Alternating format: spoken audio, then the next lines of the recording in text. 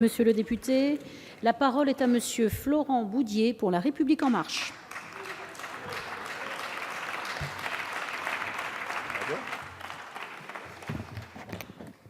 Madame la présidente, monsieur le ministre d'État, ministre de l'Intérieur, madame la présidente de la commission des lois, madame la rapporteure, chère Élise, mesdames et messieurs les députés, je veux mettre à profit cette ultime intervention au nom du groupe La République en marche pour dire l'esprit de responsabilité et l'esprit d'apaisement qui sera toujours le nôtre dans l'approche des questions migratoires. Parce que nous sommes extrêmement préoccupés, extrêmement inquiets de voir les questions liées aux migrations en France, en Europe, exploitées, détournées, avec un cynisme sans borne dans le débat public, dans le débat démocratique. Et elles sont exploitées et détournées de façon vénéneuse par des sensibilités de toute nature qui considèrent que les phénomènes d'exil économique, que la fuite des réfugiés venus du continent africain ou d'ailleurs sont avant tout une patte politique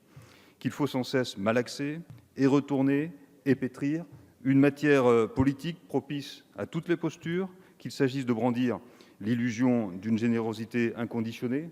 Madame Autain, ou bien de plaider un repli effaré derrière les frontières nationales. Mes chers collègues, on ne repousse pas le populisme par le populisme, on ne repousse pas le mensonge par le mensonge, ni d'ailleurs la démagogie par la démagogie. Et s'agissant de l'immigration, une solution équilibrée, humaine, initiée comme nous l'avons fait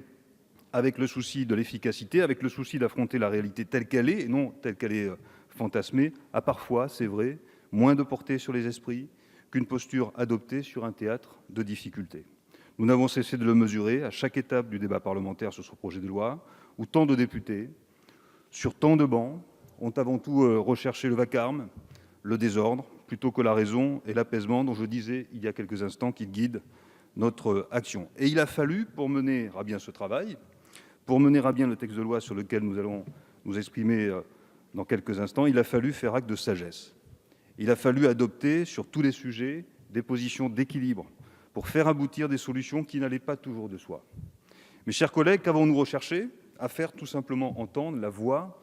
de la France, celle qui doit être la voix de la France, c'est-à-dire une voix étroite et exigeante.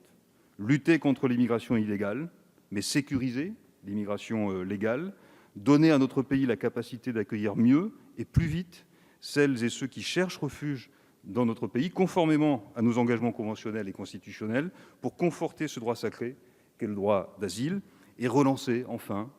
une politique d'intégration dont chacun a pu mesurer certaines des impasses et des insuffisances au cours des 20 dernières années. Au terme de nos débats, je le dis aux députés de mon groupe, à ceux aussi du groupe MoDem, avec lequel nous avons beaucoup travaillé, nous n'avons pas tout réglé, bien sûr. Comment pourrait-il en être autrement alors que la question migratoire est par nature mouvante et changeante, et alors même que le défi migratoire reste un enjeu pour l'avenir et pour l'Europe tout entière, vous l'avez dit, monsieur le ministre. Mais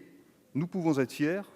du travail collectif accompli, fiers de la petite révolution que constitue la réforme du délit de solidarité et ce but à visée humanitaire qui sera enfin inscrit dans la loi, fiers d'une loi qui a trouvé son point d'équilibre entre le respect du droit et le respect des droits. Nous avons fait en sorte, mes chers collègues, que ce projet de loi soit un bon texte, utile pour la fraternité, utile pour la solidarité, utile pour la tolérance et utile pour le sens des responsabilités qui ne doit jamais nous quitter, car c'est ce que attendent les Français. Je vous remercie. Merci, monsieur.